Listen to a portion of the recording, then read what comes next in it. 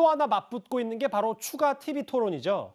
윤석열 후보도 그런데 이제는 양자 토론을 검토할 수 있다. 입장이 좀 바뀌었습니다. 그런데 조건이 하나 있습니다. 윤석열 후보가 돌연 조건부 토론 수용을 제안했습니다. 이번에는 또 어떤 윤 핵관이 황당무계한 발상을 했는지 되묻지 않을 수 없습니다. 아무 조건이나 붙여놓고 흥정의 대상으로 삼는 이런 일 더 이상 하지 마시기 바랍니다.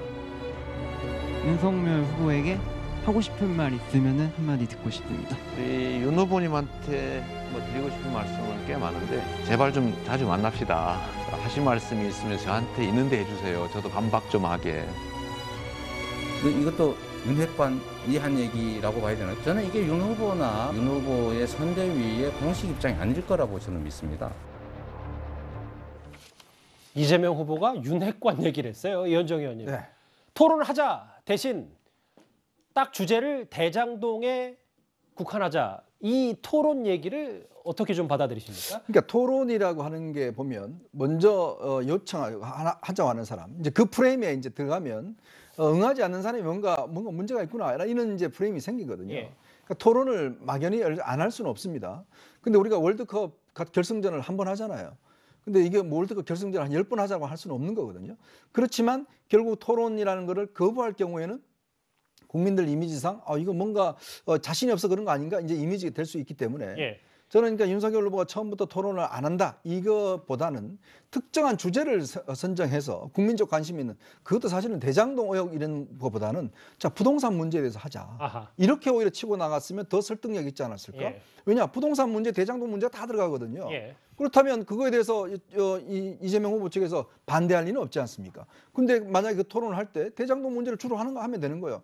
지금 이재명 후보가 대장동 지금에 똑같이 하겠다고 이야기를 하는데 그럼 똑같이 그렇게 수조 원 되는 돈을 갖다가 민간한테 넘겨줄 겁니까? 그러니까 그런 부분을 파고 들어가야 되는 거거든요. 예. 그러니까 이걸 대장동 문제로 딱 하자 그러면 이 사람들이 토론 안 하고 싶어 하는 거구나라는 이미지가 생기는데 반면 부동산 문제 합시다. 그럼 국민들 입장에서도 부동산 문제는 국민들 전체가 느끼는 문제니까. 그러니까 이런 게 어떤 면에서 보면 좀 전략적으로 그렇게 제시를 하는 게 오히려 더 주도권을 가지고 갈 수 있는 거. 사실은 부동산 문제 하라 그러면 아마 이재명 후보 측에서는 대장동 문제만 이 문제가 계속 나오기 때문에 예. 본인도 불리한 측면이 분명히 있는 거거든요. 그런 면에서는 주도권을 잡아나갈 수 있다. 조금 더 쓰는 선거 전략이 윤석열 후보 측에는 세련됐어야 하지 않는가라는 생각도 듭니다. 요즘 윤석열 후보의 기세가 요즘 여기 계신 네 분의 논평을 좀 보면 글쎄 오늘 윤석열 후보 메시지에 대해서 좋은 평가들을 해주진 않았는데요. 지지율과도 이게 이런저런 연관이 있을까요? 그러면 이제 이재명 후보의 연말 메시지도 한번 보겠습니다. 점점 문재인 정부와는 차별화가 되는 듯한데요. 이재명 후보의 대북 정책을 좀 들어보겠습니다. 문재인 정부와 이재명 정부는 그러면 다른 거냐 같은 거냐 이렇게 묻는다면 다르기도 하고 같기도 하다 이렇게 말할 수밖에 없는 거죠. 또 지킬 수 없는 합의라면 하지 말아야 되는 거거든요. 합의했으면 지켜야 되는데 합의를 충분히 지키지 못했던 측면이 있는 거예요. 개성공단의 남북 연락사무소 폭파의 빌미가 됐죠. 북한에 대해서도 할 말은 하겠다.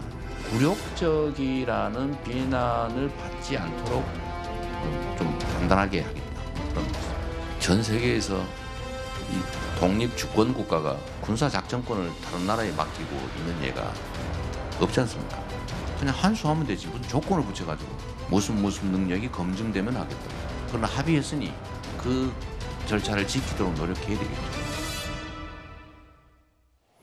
이재명 후보가 어제 여러 얘기를 했는데 특히 이 부분이요. 주권국 가운데 전시작전권 맡긴 나라가 있나 신속히 환수해야 된다. 이 부분이 여러 좀 얘기거리가 있습니다. 김근식 교수님 어떻게 좀 평가를 하세요? 전시작전권을 환수한다는 건 문재인 정부의 공약이었고요. 예. 근데 그게 지금 임기가 다 끝나는 5년 동안 잘 안 되고 있습니다.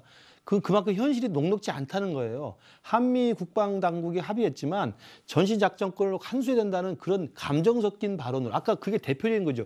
지구상에 어떤 나라가 군사주권을 다른 나라에게 맡겠습니까? 맞는 말입니다. 그러나 그걸 가져오더라도 제한 없이 가져오더라도 그것이 부작용 없이 우리의 완전한 능력이 될 때까지를 충분히 검토한 다음에 가져오기로 문재인 정부도 합의를 했던 겁니다. 그래서 한미 연례안보회의에서 했던 게 F-50이라고 해서 완전 운용 능력을 평가하게 돼 있습니다. 합의 사항입니다. 근데 그 F-50 평가가 계속 코로나 전국 그리고 한미 합동훈련 중지를 문재인 정부가 계속 미국에 요구했지 않습니까? 예. 북한에게 환심을 사기 위해서. 그러면서 이게 미뤄진 거예요.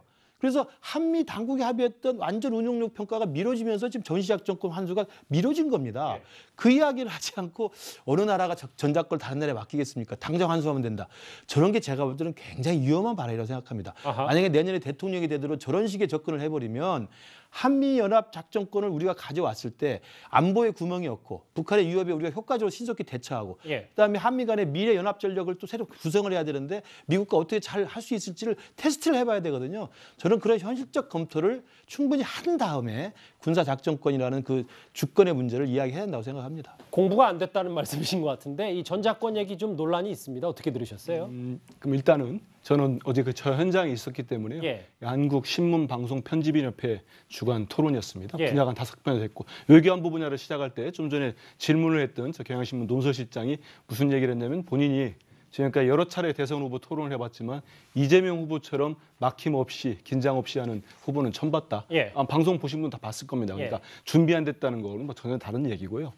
이 질문이 나올 때가 외교안보 현안도 여러 가지가 있었습니다. 예. 미중 간의 문제도 있었고 거기 물어봤을 때 전반적인 기조는 그렇게 보면 되겠습니다. 이재명 후보 입장에서는 이재명 후보는 이제는 우리가 GDP, 경제력이나 군사력으로 봤을 때도 우리가 전 세계 6위고 이제는 우리가 누구를 선택할 거냐 말 거냐를 강요받지 말고 예. 우리가 주체적으로 자주적으로 판단을 해서 우리가 먼저 뭐 옵션을 던질 수도 있는 거고 그렇게 가자는 측면에 있었습니다. 이 전작권 부분이나 북한에 이제 좀 전에 나왔지 않습니까? 그런 부분들도 합의된 것은 예. 남북 정상 간에 합의된 것은 지켜야 되고 그 합의를 지키지 못하는 과정에서 이 개성공단 이 연락사무소가 폭파됐을 때 거기에 대한 분명한 우리가 문제 제기를 못한 측면이 있다.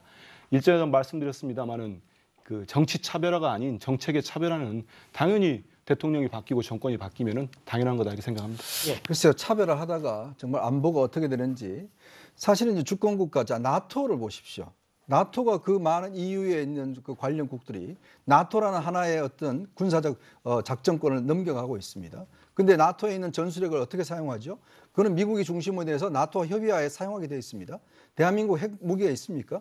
대한민국이 북한에 핵을 쏘면 막을 수 있는 능력이 있습니까? 미국이 없으면? 자, 그런 상황에서 필요 없이 우리가 주권 국가니까 우리가 가져와야 된다. 대한민국 어떻게 살죠? 자, 그리고 일본이 지금 방위를 모든 거 다 미국이 다 하고 있습니다. 일본이 주권국인데 왜 미국이 하겠습니까? 그러니까 지금 국제 정세를 보면 안보 동맹으로 이루어지는 겁니다. 예. 어떻게 한 나라가 어떻게 핵무기를 가진 나라를 어떻게 대응을 하겠습니까?